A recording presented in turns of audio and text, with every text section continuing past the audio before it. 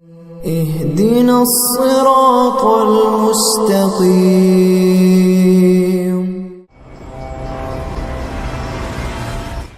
کہ آپ اللہ کے کعبے میں موجود ہیں، الحمدللہ اللہ کا شکر ادا کریں کہ اللہ نے آپ کو حرم مقدس نصیب فرمایا۔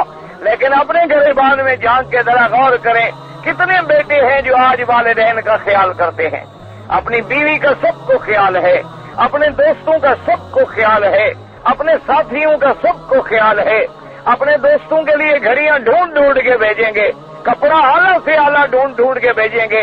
لیکن ایسے بغیرت اولاد ہے کہ سالوں گزر جاتے ہیں، باپ کو خط لکھنے کا بھی گوارا نہیں کر سکتے۔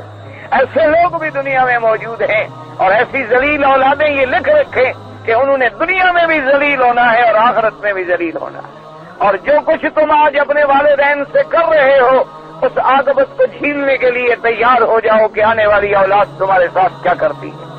اسی لیے روایات میں آتا ہے کہ بنو اسرائیل میں ایک آدمی بہت بڑا عابد تھا، بہت بڑا زاہد تھا، جس کی زندگی عبادت میں گزر گئی، یا نماز میں یا ذکر میں یا فکر میں یا اپنی والدہ کی اطاعت میں۔ ایک دفعہ والدہ نے بلایا تو کسی کام سے دیر ہو گئی، وہ اپنی عبادت میں مشغول رہا۔ جب دیر ہو گئی اور گیا تو والدہ نے کہا اتنی دیر ہو گئی ہے، میں نے تمہیں بلایا ہے؟ تو اس نے کہا کہ بس میں مصروف تھا، میں نہیں آ سکا، میں عبادت میں تھا۔ اس نے کہا عجیب تمہاری عبادت ہے کہ تمہیں ماں بلا رہی ہے اور تم اپنی عبادتوں میں لگے ہوئے ہو۔ تو اس نے کہا مجھ سے دیر ہو گئی۔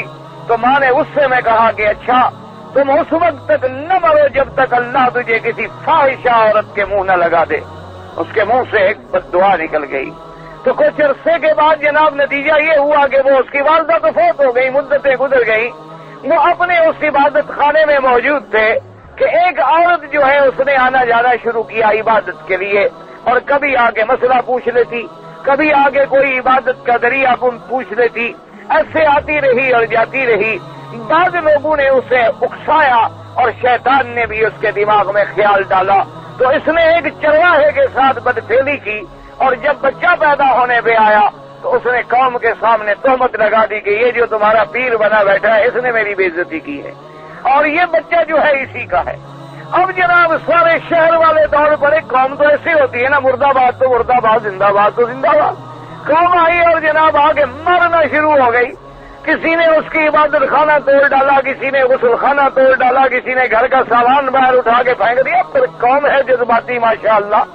تو اس کے بعد جناب کوئی مار رہا، اس نے کہا خدا کے بندے عقل کرو، میں نے کوئی جرم نہیں کہا۔ عجیب بات ہے، لڑکا آیا ہے، ایک عورت لڑکا لے کے سامنے کھڑی ہے، وہ کہتی ہے کہ اسی کا لڑکا ہے، اور پھر بھی اب ہم تمہاری بات مانے۔ اس نے کہا میرا یہ لڑکا بھی نہیں ہے، میں نے یہ جرم بھی نہیں کیا ہے، اصل بات یہ ہے کہ والدہ نے مجھے بد دعا کی تھی، وہ عورت میرے متھے لگ گئی، میری ماں کے منہ سے جو کلمہ نکلا تھا اس کی سزا مجھے اللہ نے دنیا میں دے دی ہے۔ اور اس کے بعد وہ گڑ گڑایا اور رویا، اللہ نے رحم کیا تو وہ بچہ بول پڑا۔ قوم سبحان اللہ، حضرت آپ تو پہنچے ہوئے ہیں۔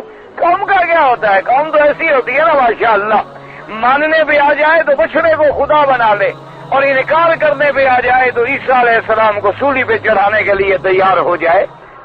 ویڈیو کے نیچے سبسکرائب کے بٹن پہ کلک کریں، بیل کے آئیکن پہ کلک کیجیے تاکہ ہر نئی ویڈیو کی نوٹیفیکیشن آپ کو مل جائے۔